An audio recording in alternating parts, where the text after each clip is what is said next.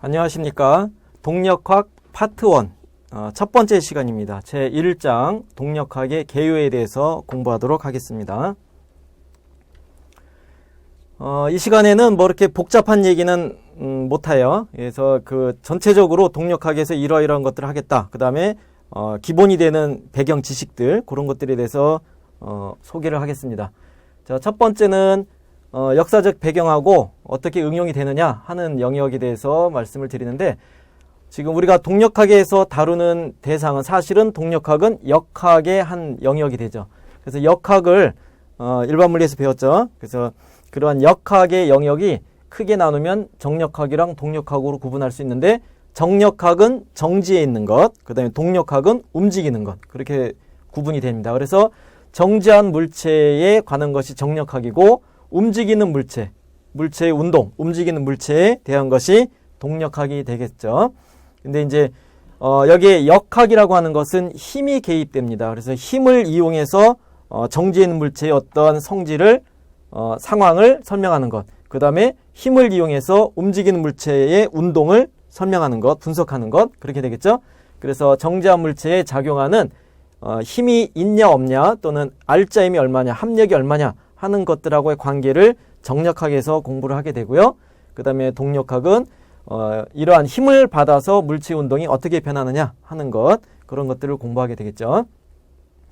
자, 근데 그러한 동력학은 또 세분화해서 들어가 보면 운동학과 운동역학으로 구분이 됩니다. 키네마틱스하고 키네틱스로 구분이 되는데, 운동학은 운동 자체를 대상으로 합니다. 그러니까 어떤 운동이 있느냐, 직선 운동이냐, 곡선 운동이냐, 아니면 원 운동이냐, 어떤 곡선이냐 하는 것들. 그래서 운동 자체를 기술하고 표현하고 하는 것이 운동학의 대상이 됩니다. 이 과정에서 이제 수학을 동원해야겠죠. 수학을 이용해서 직선이다 그러면 1차 함수로 표시가 될 거고, 뭐 포물선이다 그러면 2차 함수로 표시가 되죠. 그와 같이 수학을 동원해서 운동을 기술하게 되는데, 이때 이제 수학이 이 삼각함수 기본으로 알아야 되고요. 그 다음에 벡터, 그 다음에 이제 실제 계산은 미분하고 적분을 많이 활용하게 됩니다. 그래서 이러한 수학들에 대해서 여러분들이 익숙하게, 능숙하게 다룰 수 있어야 되고, 만약에 이 강의를 들으면서 이런 영역에서 헷갈린다, 이게 뭐였지? 라고 하는 파트가 나타나면, 그런 부분은 여러분들이 따로 참고서적을 찾아서 공부를 해야 됩니다. 이런 것들이 이제 부족한 상태에서 그냥 넘어가게 되면은 나중에 동력학 전체에 대한 개념이 흔들릴 수가 있어요. 자신이 없기 때문에. 그래서 이제 수학적인 것 때문에 동력학 자체가 자신이 없는 그런 상황이 발생하지 않도록 잘 점검하면서 공부를 하면 되고요. 그 다음에 두 번째는 이제 운동역학이 되죠. 운동역학은 이런 운동이 왜 그렇게 일어나냐, 운동의 원인, 그죠? 그 다음에 우리가 원하는 어떤 운동을 일으키고 싶다, 그죠? 그럴 때는 운동을 제어할 수 있어야 돼요. 그리고 분석하는 것. 그래서 그런 운동의 원인과 제어에 필수적으로 우리가 알아야 될 것이 뭐냐면, 운동을 일으키는 원인이나 변화시키는 원인이 힘이다 하는 거죠. 이게 뉴턴 역학에서 우리가 다 얘기가 되는 거죠. 그래서 힘의 작용과 이에 따른 물체의 운동의 관계, 운동의 변화 관계를 알고자 하는 것이 운동역학입니다. 근데 사실 이 힘이라는 것이 굉장히 까다로워요. 쉬운 대상은 아니에요. 그래서 역학이 어렵다 하는 것이 힘 때문에 역학이 어렵게 되는데, 힘에 관해서는 여러분들이 직관적으로 이런 경우는 이런 힘이 있겠구나, 그죠? 그런 것들을 직관적으로 떠오를 수 있게 연습을 많이 해야 됩니다. 자, 그래서 동력학에서 이제 이러한 정력학, 동력학, 그다음에 운동학, 운동역학으로 구분할 수가 있고요. 이러한 동력학의 역사를 보면은 이건 뭐 그냥 이런 게 있었다 하는 건데, 잘 유명한 것이 이제 갈릴레오가 이런 동력학의 운동에 대해서 굉장히 연구를 많이 했어요. 그래서 자유낙하 운동, 경사면에서 미끄러지는 운동, 진자 운동, 이런 것들. 그래서 운동에 대해서 연구를 많이 하면서 이 동력학의 기본적인 이론적인 기틀을 마련했고, 이 갈릴레오가 관성에 대해서 언급했기 때문에 그 관성에 대한 것을 이제 뉴턴이 이어받아서 운동 법칙을 만든 거죠. 그래서 뉴턴의 운동 법칙들이 있는데, 그러니까 뉴턴이 이제 이론적으로 모든 동력학의 기본이 될 수 있는 그런 이론을 제공을 한 거죠. 예, 근데 예. 그다음에 이제 또 한 가지는 만유인력, 중력이죠. 중력에 관한 법칙을 뉴턴이 찾아냄으로써 사실은 뉴턴 법칙으로 모든 동력학의 문제들을 다 해결할 수가 있어요. 근데 이제 이 과정에서 뉴턴이 찾아낸 그 운동 법칙의 키워드가 힘인데 그 힘이 벡터죠, 벡터. 그래서 벡터로서 기술이 되는 뉴턴의 역학해서 벡터 역학 또는 벡터 역학 이런 표현을 쓰기도 하고 아니면 뉴턴 역학 그런 표현을 쓰기도 합니다.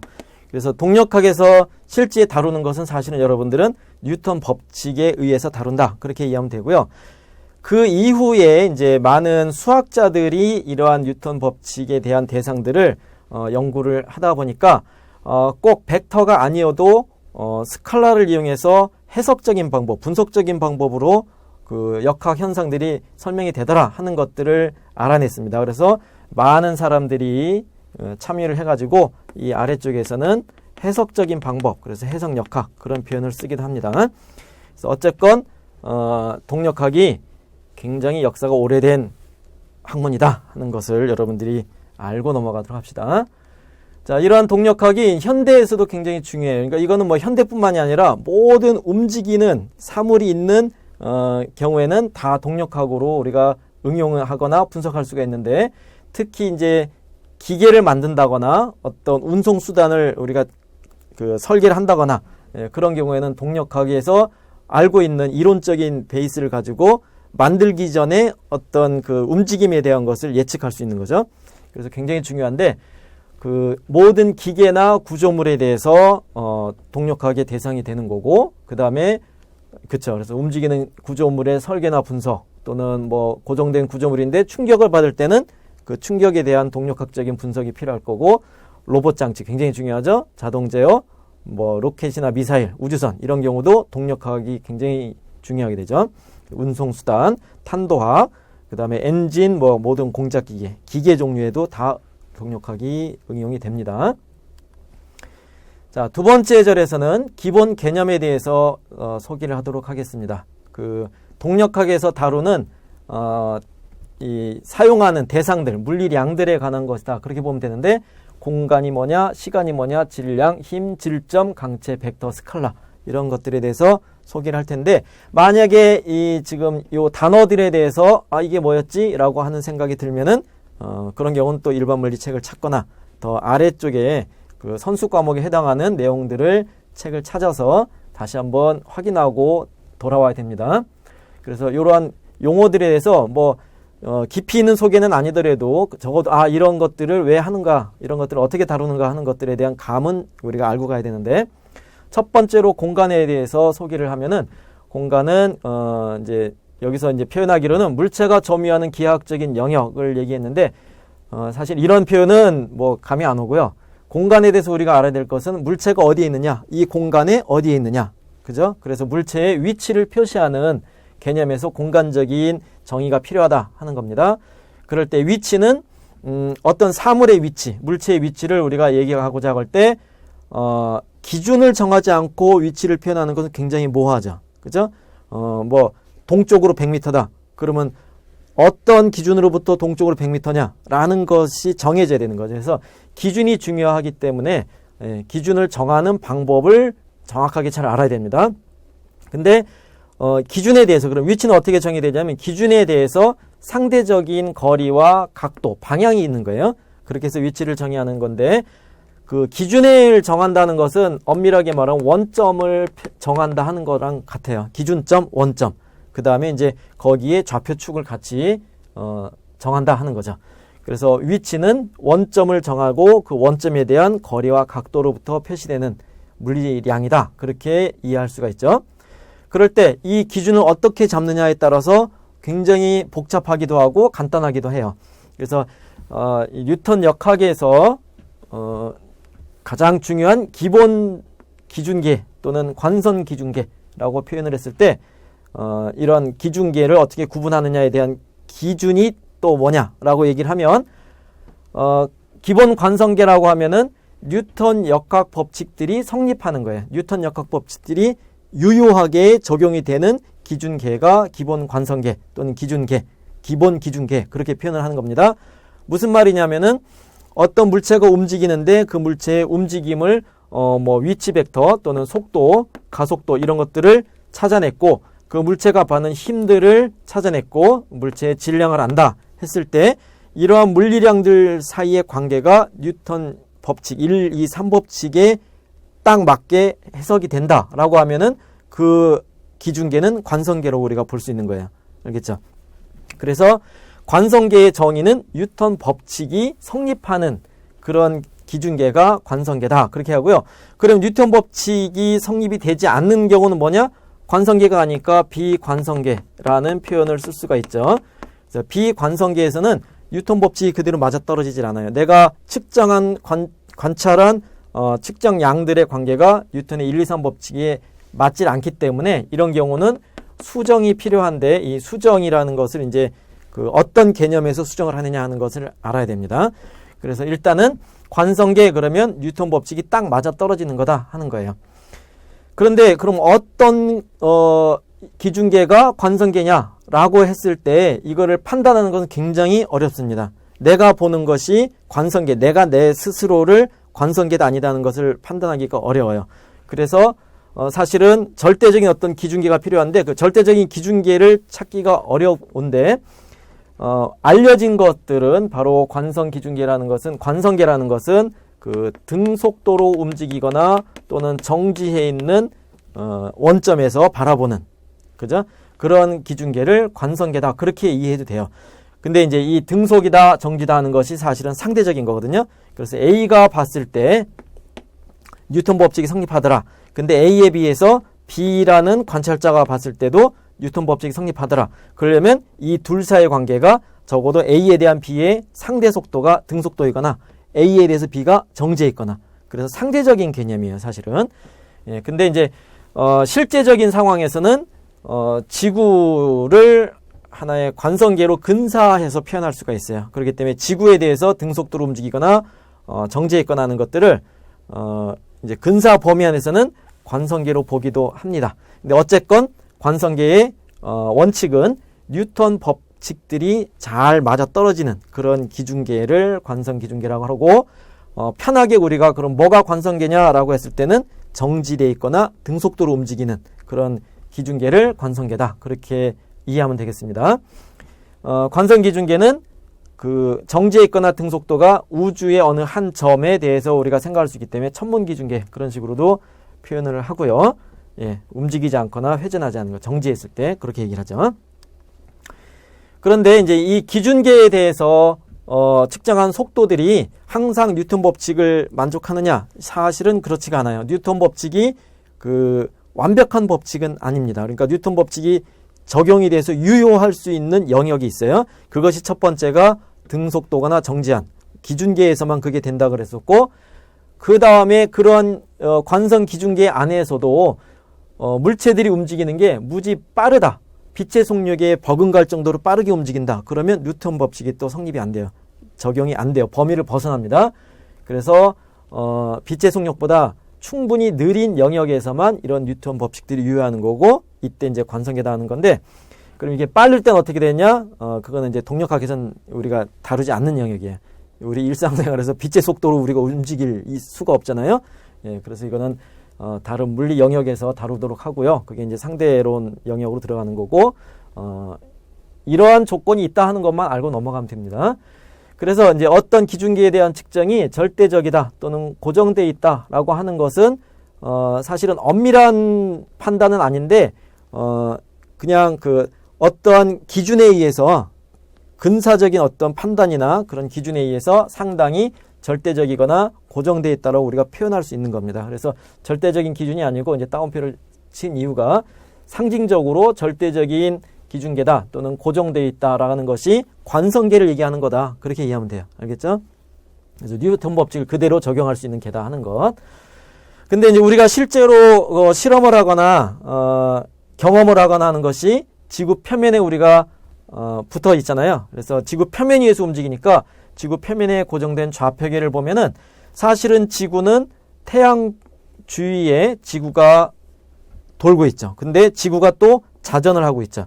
그래서 자전하면서 태양 주위를 돌기 때문에 지구 표면에 있는 그 어떤 지구 표면에 고정된 좌표계의 원점을 우리가 생각을 하면은 실제는 이런 식으로 매우 복잡한 운동을 하고 있어요. 우주 공간에서. 그렇기 때문에 지구 표면에 고정된 좌표계는 관성기준계가 될 수가 없죠. 그죠? 그렇게 되는데, 그래서 엄밀하게는 이런 어떤 그 측정 값들에 대한 수정이 다 필요해요. 예, 그래서 로켓이나 우주 비행 궤적에는 지구의 운동을 고려를 해야 됩니다. 예. 근데 이런 경우가 아닌 어떤 다른 기준에서 보면은 충분히 지구 표면에 고정된 좌표계를 근사적으로 그냥 관성계로 보고 문제를 풀 수도 있습니다. 그래서 그 내용인데 그 보정값 자체가 매우 작아요. 그래서 이제 작거나 무시할 수 있다. 그럴 때는 그냥 실제적인 의미에서 그냥 절대적인 기준계다. 절대적인 측정값이다. 그렇게 표현하자 하는 겁니다. 자, 무슨 말인지 알겠죠? 그러니까 관성계는 엄밀하게 말하면 엄격하게 정의된 건데 그럼 어떤 계가 관성계냐라고 했을 때는 사실은 우리가 그 실제적인 의미에서 해석을 해야 된다는 겁니다. 그래서 수정하는 거, 보정값 자체가 크지 않으면 다 관성계로 근사적으로 하자. 그게 더 효율적이다 하는 거죠. 그래서 지표면은 원칙적으로는 관성기준계가 아닌데 대부분의 실제적인 문제에서는 관성기준계로 취급한다 하는 겁니다. 자, 두 번째는 시간에 대해서 얘기를 하면은 시간에 대한 정의는 사건의 연속에 대한 연속적인 것에 대한 측정인데 뭐 시간에 대해서는 우리가 할 얘기가 별로 없어요. 뉴턴 역학에서는 시간을 절대적인 양으로 간주를 합니다. 이게 절대적이라는 것은 뭐냐면 A가 관찰하는 어떤 시간, 그 다음에 B가 관찰하는 어떤 시간, 뭐 A에 대해서 B가 움직이고 있다 할지라도 A의 시계로 측정한 시간과 B의 시계로 측정한 시간이 항상 같다 하는 것이 뉴턴 역학이에요. 고전적인 개념에서. 이게 서로 다르다 하면 이제 상대론적인 영역으로 가는 거죠. 근데 이제 이 물체들의, 그러니까 A가 측정하건 B가 측정하던 그 물체들의 모든 속도가 B의 속도를 포함해서 빛의 속도보다 충분히 느려요. 그런 영역에서는 시간이 서로 다르게 측정이 되는 것은 다 무시할 수가 있어요. 그래서 모든 관찰자가 같은 시간을 측정한다. 그렇게 우리가 생각하면 됩니다. 그 다음에 세 번째로는 질량에 관한 것인데 질량이 뭐냐라고 했을 때 질량은 두 가지로 해석할 수가 있습니다. 첫 번째는 관성의 크기에, 관성에 비례하는 양을 질량으로 표시할 수가 있고 그 다음에 또 다른 양은 중력을 일으키는 성질하고 연관시켜서 질량을 표시할 수가 있습니다. 그러면 이제 첫 번째가 관성의 크기로서 질량을 우리가 얘기할 때 관성이 뭐냐라고 한번 점검을 해야겠죠? 관성에 대해서 얘기해라 그러면 간단하게 표현하면은 물체가 운동 상태를 유지하려고 하는 성질을 관성이다. 그렇게 이해하면 됩니다. 그래서 정지해 있는 물체는 계속 정지하려고 하고 움직이는 물체는 그 운동을 계속 유지하려고 하는데 움직인다, 운동 상태다 뭐겠어요? 그게 바로 속도가 되는 거죠. 그러니까 속도를 일정하게 유지하려고 한다 하는 성질이 관성입니다. 그러니까 모든 물체는 이런 성질을 갖고 있어요. 근데 그런 성질이 이 질량이 클수록 이러한 성질이 크게 나타납니다. 그래서 관성에 비례해서 질량은 관성에 비례해서 크기가 정의된다. 그렇게 얘기할 수 있고 이렇게 정의되는 것을 사실은 이제 일반 물리에서도 그렇고 관성 질량이라는 표현을 씁니다. 그래서 관성을 측정해서 물체가 갖고 있는 관성의 크기를 측정해서 표시한 것이 질량이다. 그렇게 얘기할 수 있고요. 이 관성을 물체 운동 상태를 유지하려는 성질이다라고 했을 때 유지가 되면 유지하는 성질인데 이게 만약에 운동이 변한다라고 하면은 운동 변화에 대해서 유지하려고 하는 성질만큼 변화에 대해서 저항하는 성질이 있습니다. 그래서 유지하려는 성질과 저항하는 성질을 같이 우리가 볼 수 있는데 그래서 관성 자체 또는 관성을 이제 변화에 저항하는 성질로 본다면 그에 비례하는 것이 관성 질량이다 하는 거고요.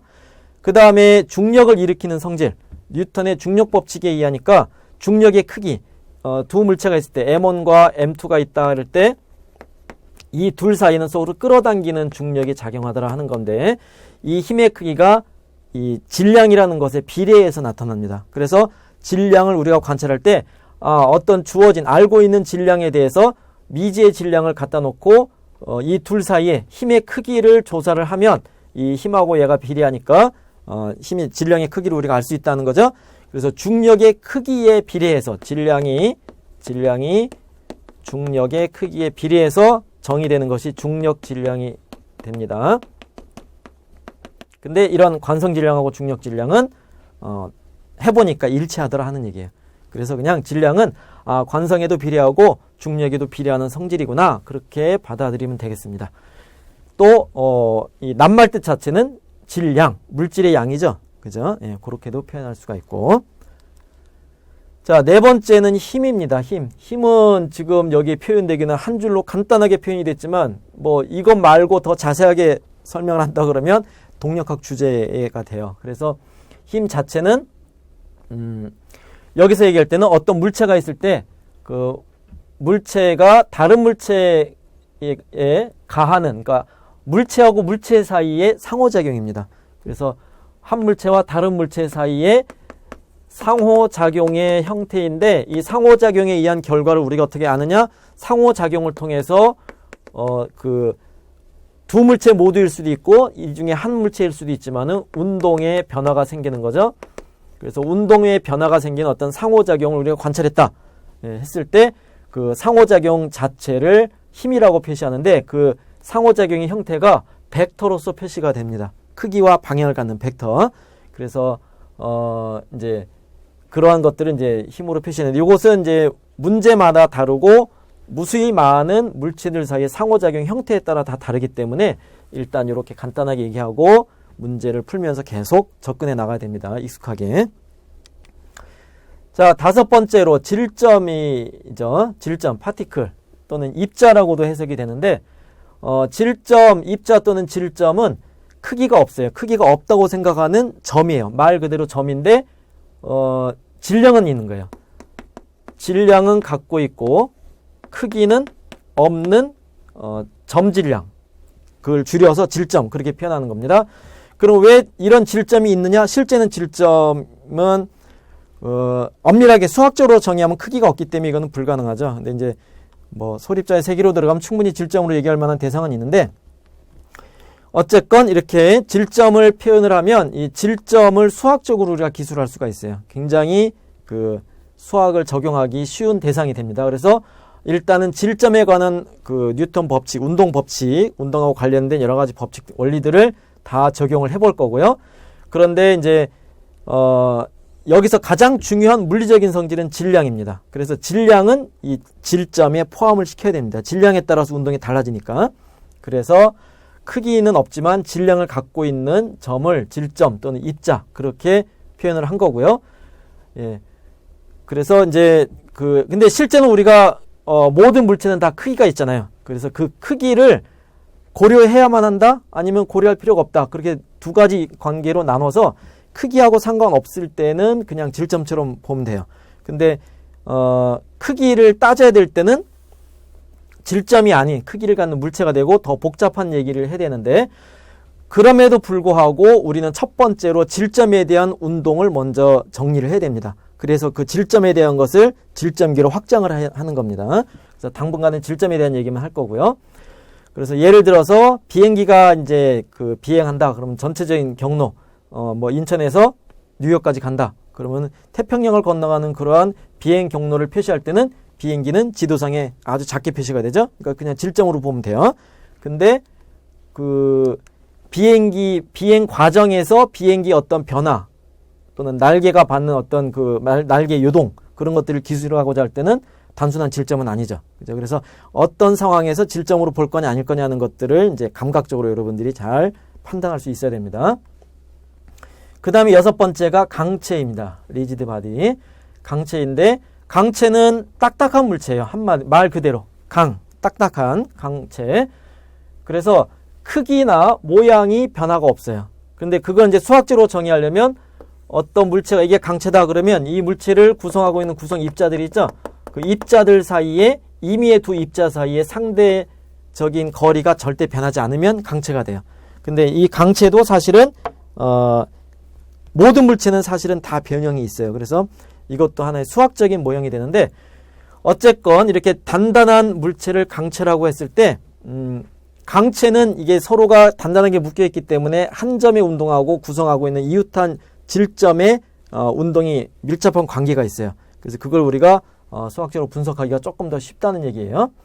그래서 그럼 어떤 경우에 강체로 볼 거냐 또는 어떤 경우에 강체로 볼 수 없느냐 하는 것들을 또 우리가 판단해야 되는데 예를 들어서 그 비행기, 난기를 통과하는 비행기가 이게 위아래로 흔들리죠. 그런데 이렇게 날개가 흔들리는 것은 전체적인 비행 경로를 따라서 봤을 때는 큰 관계가 없죠. 그럴 때는 그냥 날개가 흔들리나 안 흔들리나 안 흔들리는 것처럼 봐도 무방하다는 얘기죠. 그래서 강체로 근사하는 거예요. 근데 이제 실제로 비행기 날개가 받는 어떤 그 힘, 스트레스, 내부 응력에 대해서 우리가 관심을 갖는다. 그래서 날개를 얼마나 튼튼하게 만들어야 되느냐. 그렇게 얘기를 했을 때는 날개가 흔들릴 때의 상황을 고려를 해야 되기 때문에 그때는 강체로 볼 수 없는 거죠. 그죠? 그래서 이런 것들. 어떤 대상을 질정으로 보겠다. 아니면 강체로 보겠다. 아니면 강체를 벗어난 범위로 보겠다 하는 것들을 이제 똑같은 대상일지라도 보고자 하는 관점, 우리가 관심 있는 그 어떤 기준에 따라서 근사가 될 수도 있고 아닐 수도 있고 하는 것을 여러분들이 잘 익혀야 됩니다. 자, 7번째로 벡터와 스칼라가 있는데 요거는 뭐 여기서 더 소개할 건 없어요. 근데 벡터에 대해서는 벡터하고 관련된 거는 여러분들이 일반 물리를 다시 공부하든지 해서 아주 익숙하게 학습을 해놔야 됩니다. 뭐 간단하게 얘기를 하면은 벡터는 크기하고 방향이 있는 거고 스칼라는 그냥 크기만으로 기술이 되죠.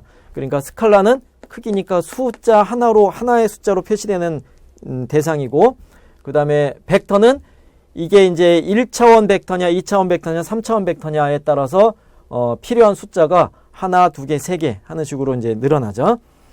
그렇게 되는데 이제 많은 학생들이 벡터하고 스칼라의 음수의 관계를 헷갈리는 경우가 많아요. 그래서 음의 벡터하고 음의 스칼라에 대해서 얘기를 하면 그 전에 벡터를 표시하는 것은 책마다 노테이션이 조금씩 다른데 지금 이 책에서는 벡터는 굵은 정자체로 표시를 해요. 근데 이제 일반 물리 같은 데서는 이렇게도 표시했죠. 화살표.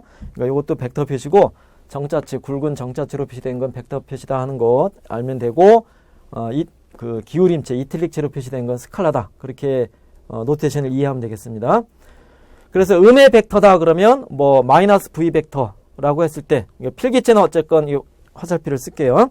그럼 마이너스 V 벡터하고 V 벡터하고 무슨 관계냐? 이 마이너스가 붙어있는 음의 부호의 의미가 뭐냐 하는 건데 이것은 방향이죠. 반대 방향을 의미하는 것이고 음의 스칼라다. 마이너스 V다 라고 했을 때는 이 앞에 있는 마이너스는 크기를 얘기하는 거죠. 0보다 작다가 되는 거죠. 크기가 0보다 작다. 그래서 스칼라는 크기만 있기 때문에 크기를 판단하는 게 마이너스고 벡터는 크기가 아니라 방향만 판단하는 게 마이너스입니다. 근데 우리가 이것이 왜 헷갈리느냐? 1차원 벡터의 경우에는 1차원 벡터 한쪽 방향으로만 그러니까 일직선 방향으로만 방향이 정해되면 이러한 벡터 아니면 반대 방향이니까 이런 벡터가 되는 거죠. 그래서 이럴 때는 얘가 플러스 V 벡터면 얘는 마이너스 V 벡터로 표시가 되는 건데 이것을 1차원 벡터는 스칼라로 표시할 수가 있죠. 그러니까 그 말은 뭐냐면 스칼라를 수직선상에다가 표시할 수가 있어요. 그래서 크기가 크면 큰 숫자는 오른쪽에 표시하고, 그죠? 크기가 작으면 원점보다 그러니까 왼쪽에 표시하는데 0보다 작은 스칼라는 0의 왼쪽에 표시하면 되고 뭐 마이너스 2다. 그죠? 그 다음에 플러스 2다 그러면 0보다 크면 오른쪽에 표시하면 되잖아요. 그래서 이 수직선에 표시하는 것 자체가 왼쪽 오른쪽의 방향으로 우리가 대응시켜서 표시하기 때문에 원점보다 왼쪽이네? 그러면은 음의 스칼라 마이너스 방향이네? 그렇게 생각할 수 있는데 원칙적으로 스칼라는 크기입니다. 크기. 알겠죠? 그래서 뭐 에너지가 0보다 작다 했을 때 음수니까 뭐 마이너스 방향 그렇게 우리가 넘겨짚으면 안 됩니다. 그래서 크기와 방향에 대한 것을 정확하게 이해를 해야 됩니다. 자, 벡터에 대해서는 벡터의 더하기 빼기, 그 다음에 0벡터나 뭐 단위 벡터, 그 다음에 곱하기, 그죠? 벡터곱, 외적, 크로스 프로덕트, 아니면 내적, 스칼라곱, 도트 프로덕트 그런 것들을 일반 물리에서 많이 공부를 했을 줄로 믿고 추가적으로 뭐 이렇게 더 여기서 내용을 소개하진 않습니다. 그러니까 부족한 분들은 공부를 해야 돼요. 자, 여기까지가 이제 그 동력학에서 다루는 이제 몇 가지 단어들을 대략적으로 이제 점검을 해본 것이고요. 3절에서는 동력학의 가장 기본이 되는 법칙, 원리는 뉴턴 법칙입니다. 그래서 그 뉴턴 법칙에 대해서 소개를 할 건데 이것도 일반 물리에서 많이 배웠죠. 고등학교 때부터 많이 배운 거죠. 뉴턴 법칙은 1법칙, 2법칙, 3법칙이 있죠. 그 중에 이제 1법칙에 대해서 얘기를 하면은 일단 뉴턴 법칙이 딱 맞게 적용이 되는 얘는 질점이에요. 질점. 크기가 없는 질량만 있는 질점에 어떤 힘이 작용했는데 그 힘이 균형을 이루고 있다. 그래서 균형을 이룬다. 그러니까 합력이 0이 되는 거죠. 합한 힘이 0이 되는 것이 균형이죠. 다르게 표시하면은 F를 합한 것 이렇게 되죠. 벡터적인 합이에요. 이것이 0이 될 때는 그 질점은 정지한 상태를 유지하거나 아니면 움직인다? 그럼 속도를 유지하거나 그래서 일정한 속도가 되는 거죠. 그죠? 일정한 속도로 움직일 때는 반드시 운동 경로가 직선이 돼요. 그래서 직선에서 등속 직선 운동 그런 표현을 쓰기도 하죠. 이것이 1법칙이에요. 근데 1법칙이 그러면 뚝 떨어진 게 아니에요. 사실은 외부에서 힘의 영향이 없는 거죠. 힘이 작용하더라도 다 상쇄가 되고 균형이 돼서 R자임이 합력이 0이 된 거니까 아예 힘이 없거나 힘이 작용했어도 효과가 다 상쇄됐을 때 그때는 물체가 정지해 있거나 일정한 속도로 움직인다는 건데 이것이 물체가 갖고 있는 관성에 의해서 나타나는 거고 그러한 성질이 그러니까 가만히 놔두면 물체가 알아서 움직이고자 하는 것이 정지해 있거나 일정한 속도로 움직이려고 한다 하는 것을 갈릴레이가 알아냈죠. 그래서 갈릴레이의 관성의 법칙이 바로 1법칙을 끄집어내는 데 아주 중요한 역할을 한 거죠. 그래서 1법칙은 물체가 원래 관성을 갖고 있기 때문에 질량이 그러기 때문에 이렇게 정지하거나 움직이려고 한다. 단 언제 힘의 균형을 이뤄서 힘의 효과가 상쇄됐을 때. 그럼 이제 이 법칙은 뭐예요? 이런 힘의 균형이 깨지거나 하나의 힘이 작용하거나 해서 힘의 효과가 상쇄가 되지 않을 때 그러면 정지해 있거나 일정한 속도로 움직일 수가 없는 거죠. 그것이 운동이 변하는 거고 운동의 변화는 운동 상태를 표시하는 것이 속도이기 때문에 운동의 변화는 속도의 변화가 되죠. 벡터예요. 속도가. 그래서 속도 변화가 나타나는데 이 속도 변화를 우리가 측정할 수 있는 것이 바로 가속도죠. 가속도. 그래서 물체가 가속도가 있다. 운동 상태가 변하고 있다. 근데 그게 왜 변했느냐? 힘이 들어가서 힘의 작용에 의해서 운동 상태가 변한다. 라고 이제 결론을 내린 것이 이 법칙이 되는 겁니다. 그럴 때 그러면 얼마만한 힘이 들어갔을 때 얼마만큼 운동 상태가 변하느냐? 얼마 만에 얼마의 가속도가 생겨나느냐? 어떤 방향으로 가속도가 생겨나느냐? 라고 했을 때 물체가 갖고 있는 질량에 따라서 다르더라. 그 관계를 F = ma 아주 잘 알려져 있는 거죠. 예, 그렇게 표시되는 것이 이 법칙입니다.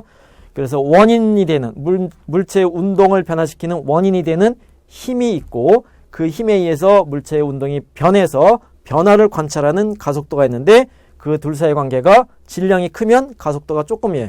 그러니까 운동 변화가 작은 거고 관성이 큰 거니까 질량이 작으면 반대로 가속도가 크게 나타난다 하는 거죠. 자, 그런데 이때 나타나는 가속도의 크기는 이런 관계인데 방향은 항상 그 합력하고 같은 방향이다. 방향이 흰 방향으로 가속도가 생기더라 하는 거예요. 근데 이때 이제 가속도 방향과 속도 방향은 속도의 방향 자체는 같을 필요가 없죠. 그래서 이렇게 가다가 오른쪽으로 밀어서 속도가 이렇게 변했다. 그죠? 조금 진행하다가 이렇게 변했다 그러면 물체가 그러니까 이런 식으로 했을 때 여기 가다가 이렇게 변했다라고 하면 그러면 그 속도 자체는 이 방향이었는데 가속도가 이제 오른쪽 방향에 속도 변화가 생기는 거죠.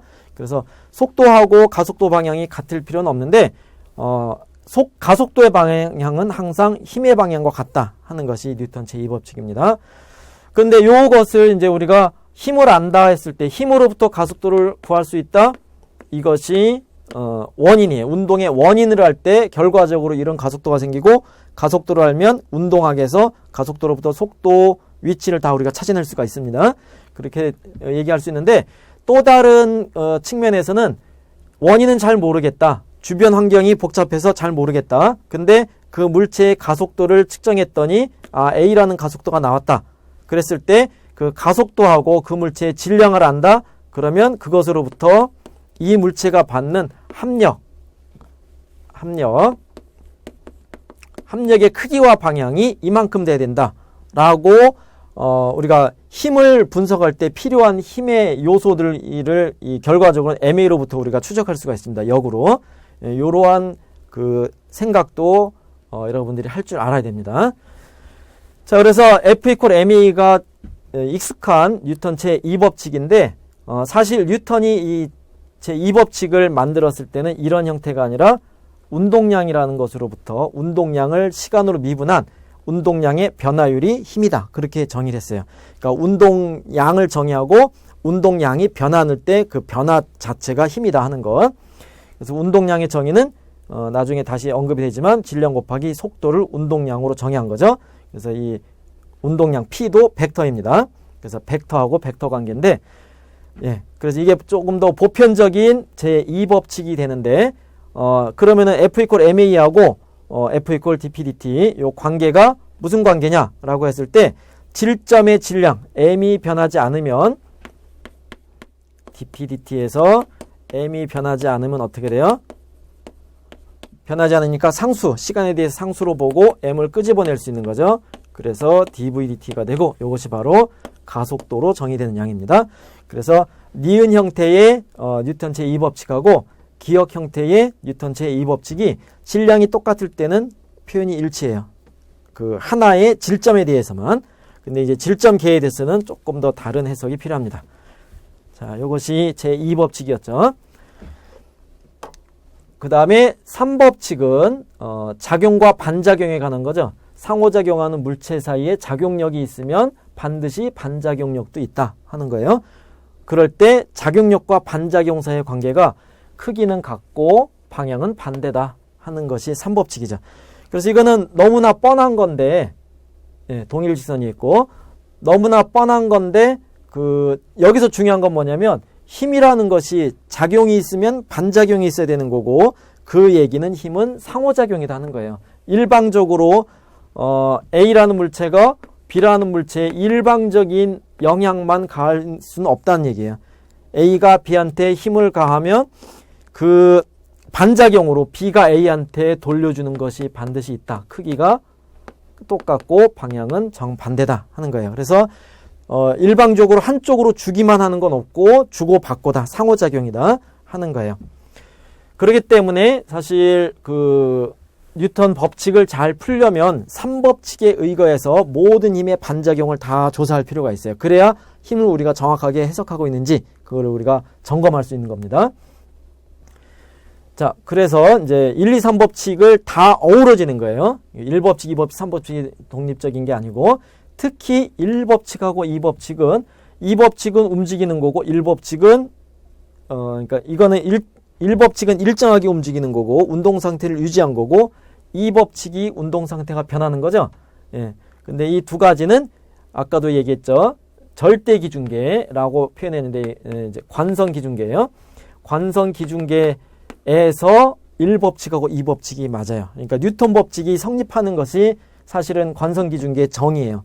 그죠? 근데 그걸 이제 역으로 해석하면은 이런 법칙이 절대 기준계, 관성 기준계에서만 유효하다 하는 거죠. 그런데 이제 그러면 다시 반복되는 얘기인데 지표면에 붙어 있는 기준계의 경우에는 사실은 얘는 가속 운동하죠. 그러니까 뺑뺑 도는 거예요. 도는데 원운동만 하는 게 아니라 지구가 자전에 의해서도 돌고 공전에 의해서 도니까 복잡한 운동을 해요. 그래서 그러한 가속도를 갖고 있는 경우에는 이 뉴턴 제1법칙, 2법칙이 유효하지 않아요. 그래서 가만히 있는데 아무 힘도 없는데 혼자 미끄러질 수 있다는 얘기예요. 그래서 그런 경우에도 이제 더 분석을 통해서 보존값을 찾아야 돼요. 수정이 필요하다. 이것이 이제 나중에 우리가 해야 될 과제입니다. 그 다음에 뉴턴 제2법칙에서 힘이 0이 되면 가속도가 0이 되는 거니까 운동 상태를 유지하게 되죠. 그래서 1법칙으로 이제 귀결이 된다 하는 것, 예, 알고 있죠. 자, 여기까지가 간단하게 뉴턴 1, 2, 3법칙을 정리를 한 거고, 그 다음에 이제 4절에서 다루는 내용은 단위계인데, 우리가 이제 물리적으로 어떤 물리량을 측정했다. 그럼 그 측정한 물리량을 표현해야 되잖아요. 내가 뭘 봤다를 표현해야 되는 거죠. 그 측정량을 표현하기 위해서 먼저 구분해야 될 것이 어떤 물리량이냐, 물리량의 성질이 뭐냐를 얘기해야 되죠. 그래서 물리량의 성질과 물리적인 성질, 어떤 성질이냐 하는 성질하고 그 다음에 봤는데 얼마나 크냐, 크기, 성질과 크기를 이제 표현하기 위해서 단위라는 것을 정의하게 됩니다. 그래서 단위계는 무수히 많은데 통상 우리가 쓰는 단위계는 국제적으로는 SI 단위계를 쓰자 해서 약속을 한 겁니다. 그런데 이제 미국에서는 통상 단위계를 계속 쓰고 있죠.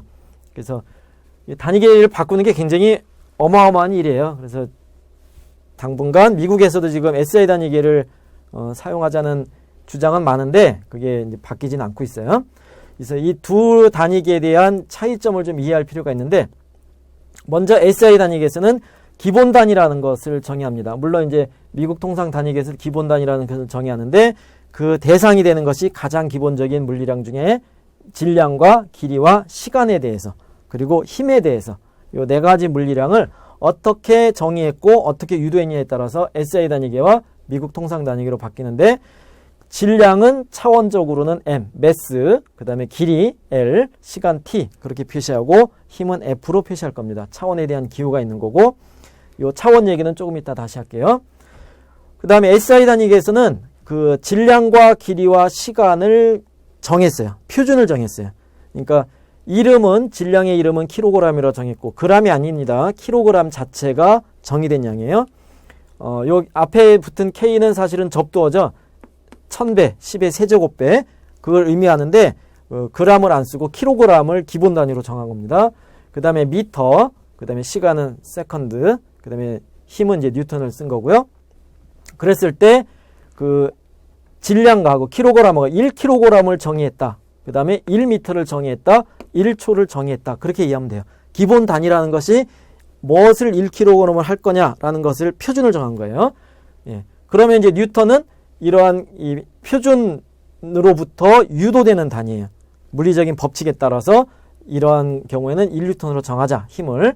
그렇게 이제 유도되는 거고, 그에 비해서 미국 통상 단위계는 그 길이하고 피트죠. 예. 길이하고 그 다음에 시간하고 힘, 파운드, 요 세 가지를 기본 단위로 정한 거예요. 그래서 1피트, 1초, 그 다음에 1파운드를 정한 거죠. 그 정한 것으로부터 질량을 유도하는데 이제 슬러그라는 단위로 질량을 표시를 해요. 그래서 우리가 통상 그 일반적으로 파운드 했을 때 질량을 얘기를 하잖아요. 질량으로서 파운드를 썼는데 사실은 파운드는 질량이 아니라 힘이에요. 무게, 힘, 킬로그램이 질량이고 파운드는 그 어떤 질량이 받는 중력의 크기에 대응하는 겁니다. 그래서 이 통상 단위계에서의 질량은 슬러그를 쓴다 하는 것을 기억해야 됩니다.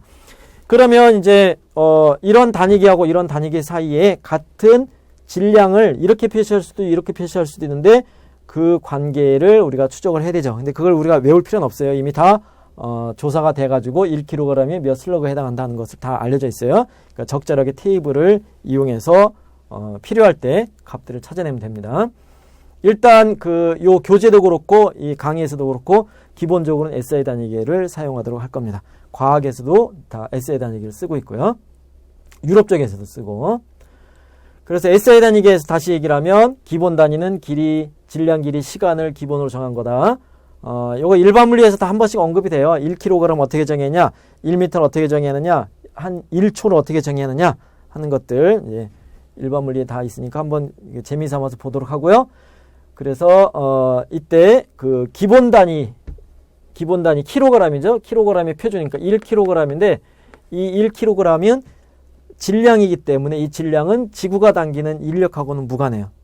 지구가 1kg을 당기는 것이 이제 1kg의 무게가 될 텐데 그것이 위치에 따라 달라지지만 그렇다고 해서 질량 자체가 달라지는 건 아니죠. 그러니까 절대 단위계에서 변하지 않는 건 질량이 변하지 않는다. 그게 SI 단위계고요. 절대 단위계. 그럴 때 이제 1kg을 정의한 것이 표준 킬로그램이라고 그래가지고 이게 요거예요. 이거 이렇게 원통 백금, 이리듐, 합금으로 원통을 만들어서 여기 1kg으로 보자 하는 겁니다. 그래서 이게 파리에 보관이 되어 있는 걸로 알고 있고, 요것의 복제본이 이제 나라마다 하나씩 갖고 있는 걸로 알고 있어요. 물론 이제 질량이 1kg짜리는 이걸 쪼개서 원자의 세기로 들어가면 굉장히 큰 질량이기 때문에 원자 질량을 표준으로 다시 정하는데, 우리가 다루는 동력학의 영역에서는 원자의 세기는 볼 필요가 없어요. 그래서 킬로그램으로 충분하다, 그렇게 봅니다. 그 다음에 힘은 뉴턴 제2법칙에 의해서 F = ma였죠. 이 관계에 의해서 1kg의 질량이 힘을 받아서 가속도가 생겼는데, 그 가속도가 1m/s 제곱의 가속도가 나오게 하는 원인이 되는 힘의 크기를 1N으로 정의한 거죠. 뉴턴의 이름을 따서. 그래서 1N은 킬로그램과 미터, 초, 세크로부터 이런 관계로 표시가 된다는 걸 알고 있어야 되죠. 그러니까 항상 뭐 어떤 관계식이 나오면 관계식하고 연관된 단위를 항상 점검을 해야 됩니다. 자, 그 다음에 미국 통상 단위계는 중력 단위계라고도 얘기를 하는데, 힘을 이제 기본 단위에 포함을 시킨 겁니다. 힘과 길이, 시간.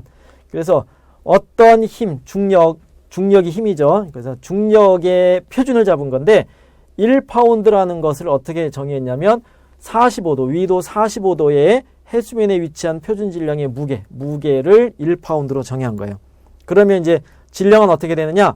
지구가 당기는 힘의 크기가 1파운드일 때 그 1파운드에 해당하는 질량을 파운드 매스로 해서 1슬러그가 이만한 파운드 매스에 대응하는 건데, 1파운드의 힘에 의해서 가속도가 1피트/s 제곱의 가속도를 갖게 되는 질량을 1슬러그로 정의한 거죠. 그래서 이제 뭐 숫자는 조금 낯설 수가 있어요. 이게 이렇게 숫자들이 표현됐다 하는 건 넘어가면 되고요. 필요하면 이건 테이블 찾아서 대입하면 됩니다. 그래서 단위계 사이의 차이점을 잘 일단 이해를 해야겠습니다. 자, 그 다음에 이제 5절에서 중력, 우리가 이제 말하는 그 무수히 많은 힘들의 관계에서 가장 중요한 것이 힘이죠. 중력이죠, 중력. 중력에 대해서 얘기를 할 건데, 중력도 사실은 이제 다룰 얘기가 굉장히 많은데, 일단 이제 동력학에서 우리가 접근하는 것은 지구가 당기는 경우에 대해서 얘기하기 때문에 지구에 의한 중력 위주로 이제 공부를 하겠습니다. 시간이 좀 애매하기 때문에 잠깐 쉬었다가 진행하도록 할게요.